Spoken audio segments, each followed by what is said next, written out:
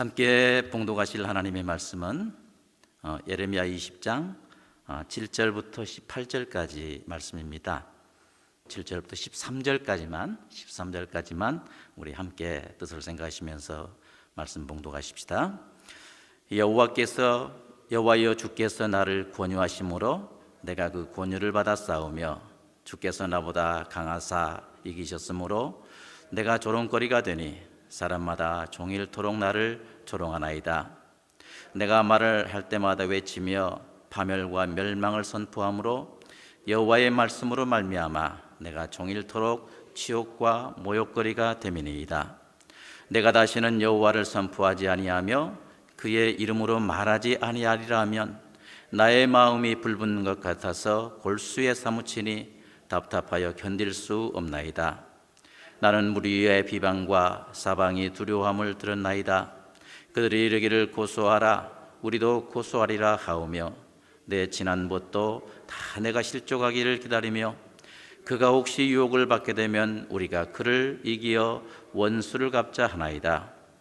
그러하오나 여호와는 두려운 용사 같으시며 나와 함께 하심으로 나를 박해하는 자들이 넘어지고 이기지 못할 것이오며 그들은 지혜롭게 행하지 못함으로 큰 치욕을 당하오리니 그 치욕은 길이 있지 못할 것이니이다.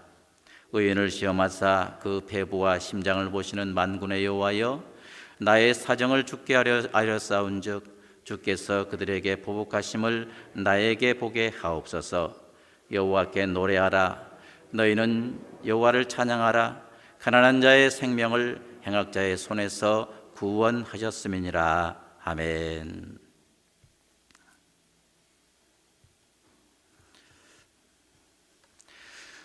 오늘 읽은 본문 그 7절 하반절에 보면 여호와여 주께서 나를 권유하심으로 내가 그 권유를 받아 싸우며 라는 말씀이 있습니다. 이 말씀처럼 제사장 그 아비아달의 후손이었던 예레미야는 하나님의 권유하심을 받게 되었습니다. 여기 권유하다라는 그 한글의 의미는요, 어떤 일을 하도록 권함을 받다, 어떤 일을 하도록 권함을 받다라는 의미인데, 예레미야는 하나님의 권유하심을 받아서 구체적으로 선지자 사명으로 부름받았고, 그리고 선지자의 사명을 감당한 것을 볼 수가 있습니다. 그는 하나님의 선지자로서의 사명을 감당할 때 하나님의 뜻에 순종해서 유다에 대한 하나님의 심판의 메시지를 전파했습니다. 사정없이 외쳤습니다. 8절 상반절에 보니까 그랬습니다. 내가 말할 때마다 외치며 파멸과 멸망을 선포함으로 라고 했습니다. 부르심 받은 자로서의 사명을 잘 감당했습니다. 하나님의 뜻에 순종한 것입니다.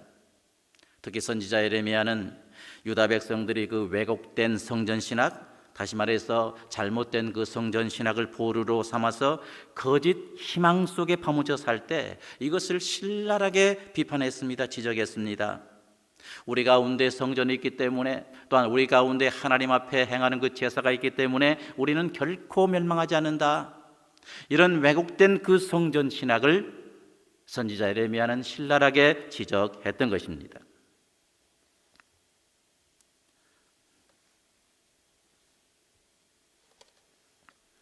지금까지 선지자 예레미야는 거리와 성문에서, 그리고 흰놈 골짜기 같은 그 주변에서 하나님의 심판을 전파했습니다.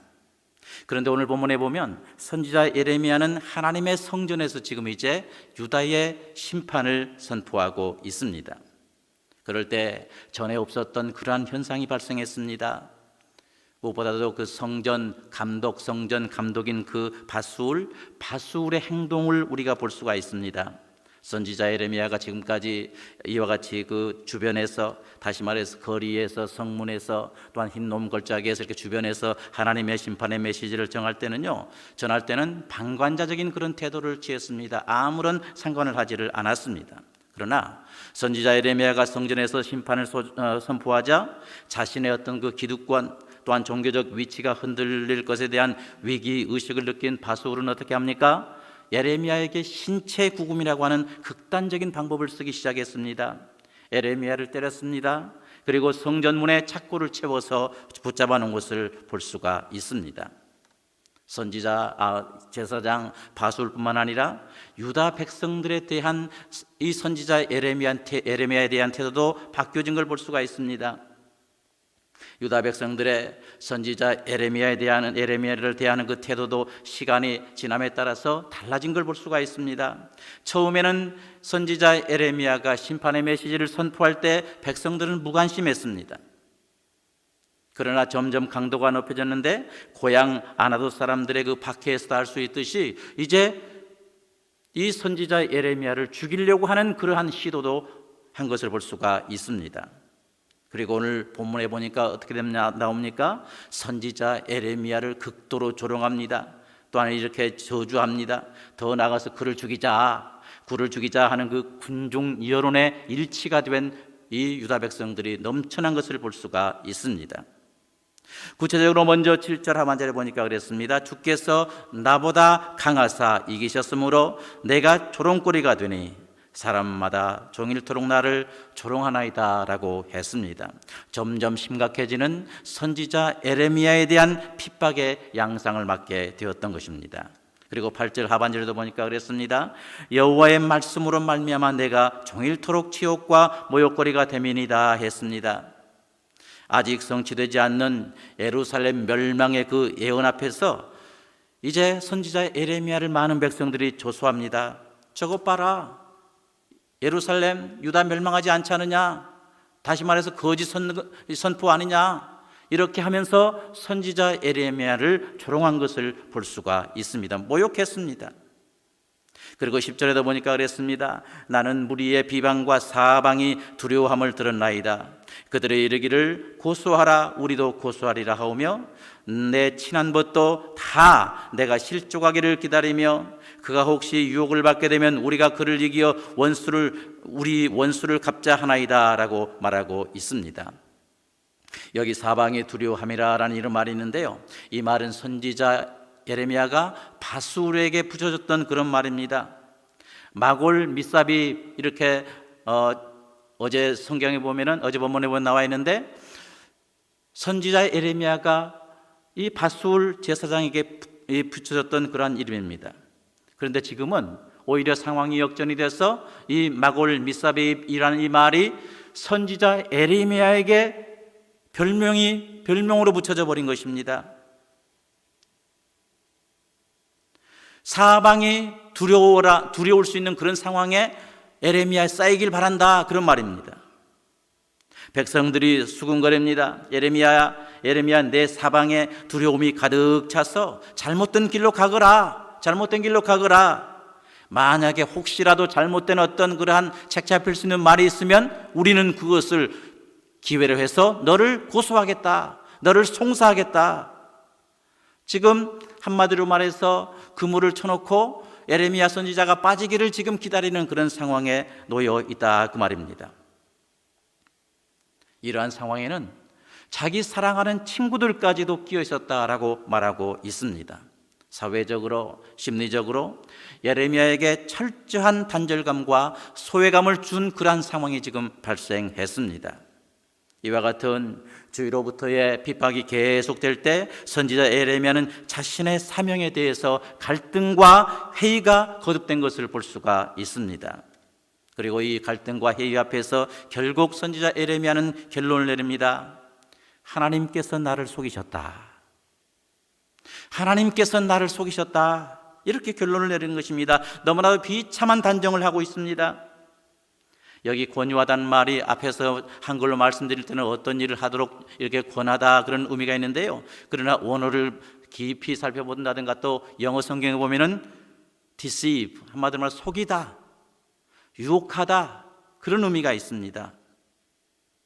이런 의미로 볼 때 하나님께서 나를 권유하셨다라는 이 말씀은 뭡니까? 하나님께서 나를 속이셨다, 하나님께서 나를 유혹하셨다, 이렇게 해석할 수가 있어요. 다시 말해서 하나님께서 나를 속이셔서 선지자로 부르셨다라는 그러한 말입니다.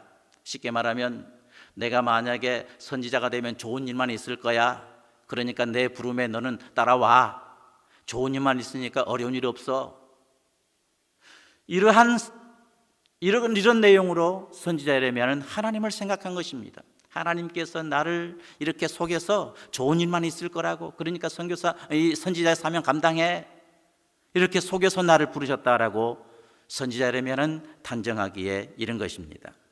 한마디로 말해서 우리 예레미야 15장에 보니까 그 속이는 시내, 그 왓이란 말 있잖아요. 이때도 하나님을 속이는 시내라고 이렇게 표현했는데 바로 그러한 의미로 지금 표현하고 있는 것입니다.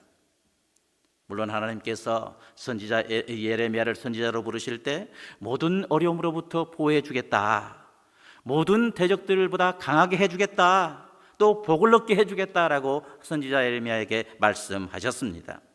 예레미야 15장 11절에 보면 여호와께서 가라사대 내가 진실로 너를 강하게 할 것이요 너로 복을 얻게 할 것이며 내가 진실로 내 대적으로 재앙과 환난의 때에 내게 간구하게 하리라 라고 하셨습니다. 이러한 하나님의 언약이 있었음에도 불구하고 지금 선지자 예레미야에게는 말할 수 없는 그 고난 가운데 빠져 있는 걸 볼 수가 있습니다. 하나님께서 나를 보호해 주시겠다 하는 이 언약이 전혀 자신에게 적용되지 않는 그러한 어려움의 극단 속에 지금 선지자 예레미야는 빠져 있다, 그 말입니다. 그래서 그는 내뱉습니다. 하나님께서 나를 속이셨어. 이렇게 말하고 있습니다. 이러한 절망과 낭패에 빠진 선지자 예레미야는 결국 자신의 출생의 날을 저주하는 것을 볼 수가 있습니다. 본문 14절로 15절 그리고 18절에 보니까 내 생일이 저주를 받았다면, 나의 어머니가 나를 낳던 날이 복이 없었다면, 나의 아버지에게 소식을 전하여 이르기를 당신이 등남하였다 하여 아버지를 즐겁게 하던 자가 저주를 받았다면, 어찌하여 내가 태에서 나와서 고생과 슬픔을 보며 나의 나를 부끄러움으로 보내는 거 아니라 라고 이렇게 자신을 저주하는 것을 볼 수가 있어요. 물론 이스라엘에서는 하나님을 저주한다든가 또한 이제 부모를 이렇게 저주하는 것은 대단히 심각한 그런 범법 행위입니다. 율법을 어기는 행위입니다. 그러다 보니까 이 하나님을 저주하고 부모를 저주하는 것이 아니고 자기 자신을 저주하고 자기 자신의 생일을 지금 선지자 예레미야는 저주하고 있는 것입니다. 예레미야 자신이 하나님으로부터 소명받은 사실과 그가 출생하기 전에 그를 부르신 하나님을 지금 원망하고 있는 것입니다. 자기 자신을 저주하고 있습니다. 이 말씀을 통해서 선지자 예레미야의 갈등과 고뇌가 극한에 달해 있다는 사실을 우리가 발견할 수가 있습니다. 바로 이런 상황에서 선지자 예레미야는 또 자기 마음에 결심합니다. 그 결심이 무엇입니까? 9절 상반절에 보니까 내가 다시는 여호와를 선포하지 아니하며 그의 이름으로 말하지 아니하리라, 이렇게 결심하고 있습니다. 예레미야는 더 거세져가는 핍박의 와중에서 다시는 여호와를 선포하지 아니하겠다고, 그 이름을 사람들에게 전하지 아니하겠다고 결심했습니다. 핍박을 받는 상황에서 선지자가 가장 쉽게 할 수 있는 방법이 바로 이 방법입니다. 하나님께서 맡겨주신 그 일 포기하는 것입니다. 이미 받은 하나님의 말씀을 입술로 내뱉는 것이 아니고 내 마음속에 그냥 저장해 두겠다, 이런 결심을 한 것입니다. 침묵을 지키겠다고 말하고 있습니다. 그래서 그는 하나님께로부터 받았던 그 말씀을 자기 속에 가둬두려고 마음을 먹은 것을 볼 수가 있습니다. 우리는 여기서 한 가지 사실을 알 수가 있는데, 아무리 하나님께서 보내신 사명자라고 할지라도, 그래서 사명감에 충만한 사람이라고 해도 계속되는 그 환난과 조롱과 이 고소 앞에서는 충분히 무너질 수 있다는 사실을 발견할 수가 있습니다. 한마디로 말해서 고난이 무섭다, 그 말입니다. 그래서 알 수만 있으면 모든 사람들이 고난을 회피하려고 하는 것이 일반적인 현상 아닙니까? 고난은 저주야. 고난은 하나님의 은혜와 상관이 없어. 고난을 자꾸 회피하고 고난을 자꾸 내 삶 속에서 밀어내려고 하는 것이 사람들의 일반적인 현상입니다. 그러면 선지자 예레미야는 자신의 과연 그 결심대로 다시는 여호와를 선포하지 아니하고 여호와의 이름으로 말하지 않는 이란 삶을 살았습니까? 어떻습니까? 우리 다 함께 본문 9절 말씀을 한번 봉독해 볼까요? 9절 말씀 한번 읽어보십시다. 내가 다시는 여호와를 선포하지 아니하며 그의 이름으로 말하지 아니하리라 하면 나의 마음이 불붙는 것 같아서 골수에 사무치니 답답하여 견딜 수 없나이다. 아멘. 이처럼 선지자 예레미야가 더 거세져가는 핍박의 와중에서 다시는 여호와를 선포하지 아니하며 그의 이름을 말하지 아니하리라고 결심을 해 보았습니다. 침묵함으로써 이 모든 핍박의 상황을 한번 견뎌보려고 했던 것입니다. 환거해 보려고 했습니다. 그러나 이미 선지자 예레미야 마음속에 보관된 하나님의 이 말씀이 예레미야를 방치하지를 않았습니다. 9절 하반절에서 뭐라고 그랬습니까? 나의 마음이 불붙는 것 같아서 골수에 사무치니 답답하여 견딜 수 없나이다 라고 했는데, 이 하나님의 말씀이 불과 같아서 마음속에 그대로 담아둘 수가 없었습니다. 말씀을 마음속에 담아둘 때 불이 자신을 살라버릴 수 있는 그러한 고통을 선지자 예레미야가 가졌다, 그 말입니다. 여기 답답하여, 이 말은요 기진하다 그런 뜻입니다. 다시 말해서 거의 죽을 지경에 이르게 된 그런 상태를 가리킵니다.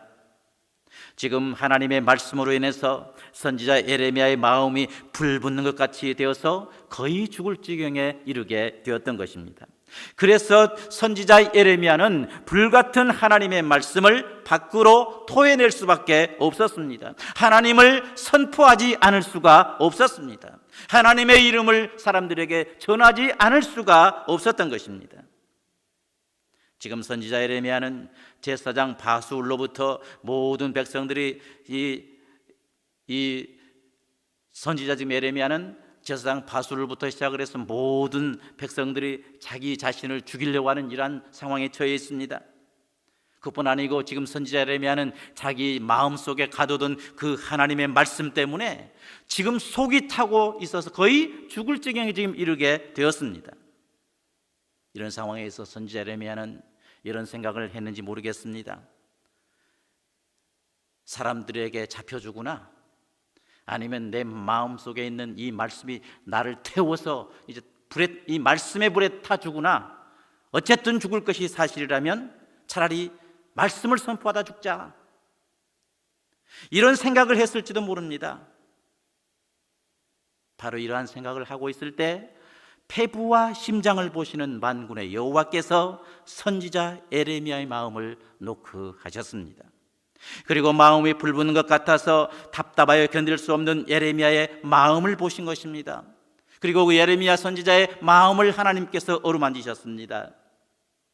이처럼 하나님께서 선지자 예레미야의 마음을 노크하시고 어루만질 때 순간적으로 선지자 예레미야는 낭패와 절망에서 벗어나서 하나님께 기도하는 자세로 바뀌어지는 것을 봅니다. 힘을 얻었습니다. 기도에 힘을 얻을 수가 있었습니다. 그리고 마음을 두드리시는 하나님 앞에서 선지자 예레미야는 자신의 사정을 하나님 앞에 기도로 아뢰게 되었던 것입니다. 12절에서 보니까 의인을 시험하사 그 폐부와 심장을 보시는 만군의 여호와여, 나의 사정을 주께 아뢰었사온즉 주께서 그들에게 보복하심으로 나에게 보게 하옵소서라고 했습니다. 하나님, 저를 핍박하는 자들을 보복하심으로 좀 내게 보여주십시오라고 절망과 좌절에 빠져 있었습니다. 그래서 기도해야 할 힘을 잃어버렸던 이 선지자 예레미야는 이제 하나님 앞에 다시 기도의 줄을 잡고 기도하는 것을 볼 수가 있습니다. 기도했습니다. 특히 본문 9절 하반절에 보니까 나의 마음이 불붙는 것 같아서 라고 있는데요, 우리가 신학적인 용어로 이 마음은 영혼의 자소다, 우리의 영혼이 지금 자리 잡고 있는 것이 바로 이 마음이다 라고 이렇게 정의합니다. 영혼이 머무는 장소라고 말입니다. 그렇기 때문에 영적 존재이신 하나님께서는 우리 영혼이 지금 머물러 있는 이 마음을 통해서 우리를 컨택 포인트로 삼으신다, 이렇게 우리는 생각할 수가 있습니다. 힘든 일이 있고 어려운 일이 있으면 하나님께서는 우리 마음의 문을 두드려서 우리 마음속에 있는 그 영혼을 소생시키십니다.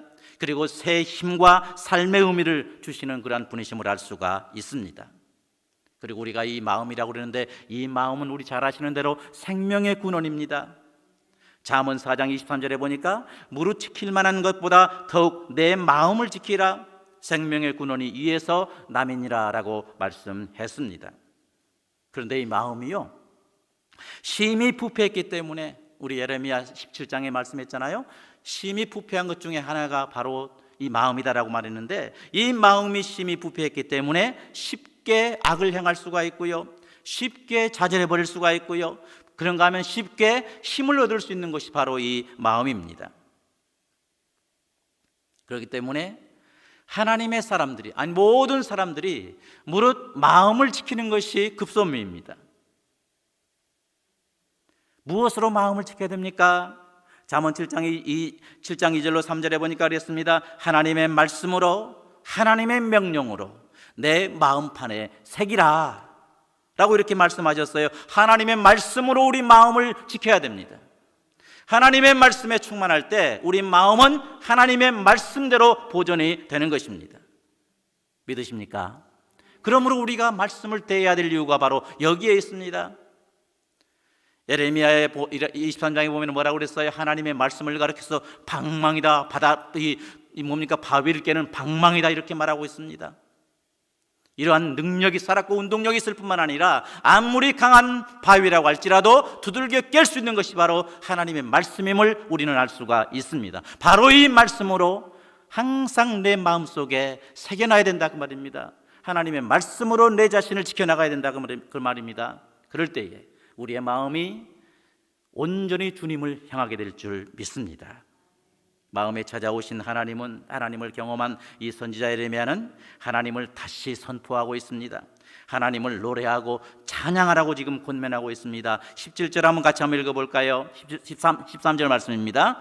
여호와께 노래하라. 너희는 여호와를 찬양하라. 가난한 자의 생명을 행악자의 손에서 구원하셨음이니라. 아멘. 여기 가난한 자는 한마디로 말해서 신앙이 돈독한 사람을 가리키는데, 하나님은 신앙이 돈독한 사람들의 생명을 행악자들의 손에서 결국 구원해 주시고 영적 힘을 주시는 분이십니다. 모든 어려운 상황에서 건져주시는 분이 바로 하나님이십니다. 하나님의 백성을 사랑하되 끝까지 사랑하시는 분이 바로 우리 하나님이십니다.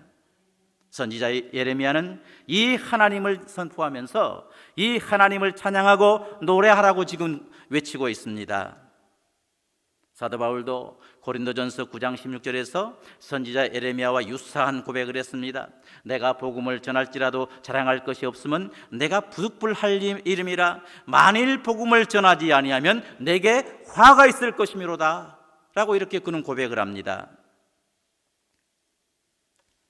시편 119편 67절에 보니까 고난당하기 전에는 내가 그릇 행하였더니 이제는 주의 말씀을 지키나이다 라고 했습니다. 고난이 주는 유익입니다. 욥기 23장 10절에도 보니까 그랬습니다. 나의 가는 길을 오직 그가 하시나니 그가 나를 단련한 하신 후에는 내가 정금같이 나오리라 라고 말씀했습니다. 그렇다면 하나님의 백성들이 기억할 것이 있습니다. 고난이 하나님께서 내게 주신 은혜다. 고난이 하나님께서 내게 주시는 유익이다. 믿으십니까? 이러한 분명한 고난에 대한 마음의 자세가 준비되어야 됩니다. 앞에서 말씀드린 것처럼 사명자들에게 기필코 찾아오는 것이 고난이라고 그랬는데, 고난당하면 대부분이 실망해 버리는데, 그렇기 때문에 고난을 회피하려고 하는데, 우리는 이러한 마음에서 돌이켜서 고난이 바로 하나님께서 내게 주신 은혜다 라고 고난 앞에서 오히려 하나님을 의지하고 이 기회를 통해서 더욱더 하나님 기뻐하시는 모습으로 리마들링 될 수 있기를 투쟁하는 우리 모두가 되시기를 간절히 소원합니다. 이러한 고난 가운데서도 낙심하지 말고 마음을 불붙게 하시는 하나님을 의지하며 하나님의 복음을 선포해야 됩니다. 때를 얻든지 못 얻든지 항상 하나님의 복음을 선포해야 됩니다. 핍박이 있다고 해도, 조롱이 있다고 해도, 또한 이제 나를 고소하는 상황이 있다고 해도 변함없이 하나님의 말씀을 가까이 하고 하나님의 말씀을 선포하는 우리 모두가 되어야 될 줄을 믿습니다. 선지자 예레미야의 고백처럼 하나님의 말씀을 선포하지 않으면 마음이 불붙는 것 같아서 견딜 수 없습니다. 이런 사실을 알고 하나님의 말씀을 담대하게 선포하는 우리 모두가 되어야 될 줄 믿습니다. 본문 12절 상반절에서 의인을 시험하사 그 폐부와 심장을 보시는 만군의 여호와여라고 했는데, 우리 하나님은요, 우리의 폐부와 심장을 보시는 분이십니다. 폐부와 심장이 말이 뭡니까? 은밀하게 감춰져 있는 생각을 뜻합니다. 감정이 이러한 우리 마음속에 은밀히 감춰져 있는 생각을 다 아시는 분이 바로 우리 하나님이십니다. 우리의 연약한 모습도 아시고 우리의 죄악도 아시고 그러나 우리의 간절한 소원도 알고 계시는 분이 바로 우리의 하나님이십니다. 우리의 신음소리까지 다 들으시는 분이 바로 우리 하나님이십니다. 믿으시기를 바랍니다. 그 하나님께서 선지자 예레미야를 회복시키셨습니다. 그 하나님께서 오늘날 삶의 고통 속에서 항상 신음하고 어디로 가야 될지 모르고 방황하는 우리를 구원하시기 위해서 길이요 진리요 생명이신 예수 그리스도를 이 땅에 선한 목자로 우리 가운데 보내주셨습니다. 그리고 예수 그리스도를 통해서 우리에게 구원을 주시고 평안을 주시고 세상을 이길 수 있는 힘을 우리 가운데 주셨습니다. 삶의 의미를 주신 것입니다. 우리가 이 세상을 살다 보면 예상하지 못한 그러한 외부의 어려움을 만나게 됩니다. 특히 특히 하나님으로부터 받은 이 사명을 감당하며 살려고 할 때 전에 없었던 그 어려움과 비난과 조롱과 위험을 당할 때가 많이 있습니다. 그래서 내게 주어진 이 사명의 이 짐을 벗어버리려고 할 때가 많습니다. 그뿐입니까? 때로는 자기 자신의 연약함에 대한 실망으로 스스로 무너질 때가 많습니다. 나는 왜 이럴까? 나는 왜 이렇게 무능할까? 나는 왜 하나님의 말씀, 이 조그만 말씀이라고 생각되는 것조차도 기본적인 것이라고 생각하는 것조차도 나는 왜 지키지 못할까? 스스로 하나님 앞에 여러 가지 소원하지만 몇 시간 되지 못해서 이미 소원과 상관이 없는 그릇된 길로 가고 있는 자신의 모습을 바라볼 때 우리는 절망할 수밖에 없습니다. 좌절의 늪에서 벗어날 수가 없습니다. 그뿐 아니고요, 우리가 살다 보면 타성에 젖을 때도 많습니다. 무슨 일을 오래 하다 보면 이제 마음은 빠져버리고요, 그냥 겁대기를 이 겉으로만 하는 그러한 상황에 빠질 때가 많습니다. 목회자도 그럴 때가 있고요, 중직자도 마찬가지입니다. 믿음을 떠나서 그냥 습관적으로 할 때가 많습니다. 심지어는 하나님의 말씀도 뭡니까? 습관적으로 생각할 때가 많습니다. 믿어서 내 마음으로 받아들인 게 아니고요, 말씀에 써지니까 그런가 보다. 습관적으로 하나님의 말씀을 대할 그러한 타성에 빠질 때도 있습니다. 어느 순간 이러한 현상을 깨닫고 자기 자신을 학대하는 경우가 우리에게는 많습니다. 이런 모습이 바로 나의 모습은 아닙니까? 그리고 이것 때문에 낙심하고 좌절하고 하나님을 기뻐하시는 그 자리에서 떠나려고 하십니까? 이 시간 하나님께 구하십시다. 우리의 폐부와 심장을 살피시는 이 하나님을 찾으십시다. 그리고 마음을 통해 찾아오시는 하나님께서 신앙으로 사명감으로 다시 불 일듯 일으켜줄 때까지 끝까지 하나님을 부르짖는 우리 모두가 되시기를 간절히 소원합니다. 그럴 때 우리 하나님은 모든 이러한 타성에서, 자기의 무능에서, 외부의 위험에서 건져주실 뿐만 아니라 이런 상황에서 능히 승리할 수 있는 우리로 만들어주실 줄을 믿습니다. 고난당할 때 회피하지 말고 하나님의 은혜라고 믿고 오히려 이 고난 중에서 하나님을 찾음으로 하나님 주시는 그 능력에 의지해서 험한 이 세상을 승리할 수 있는 우리 한 분 한 분 될 수 있기를 주님의 이름으로 간절히 축원합니다.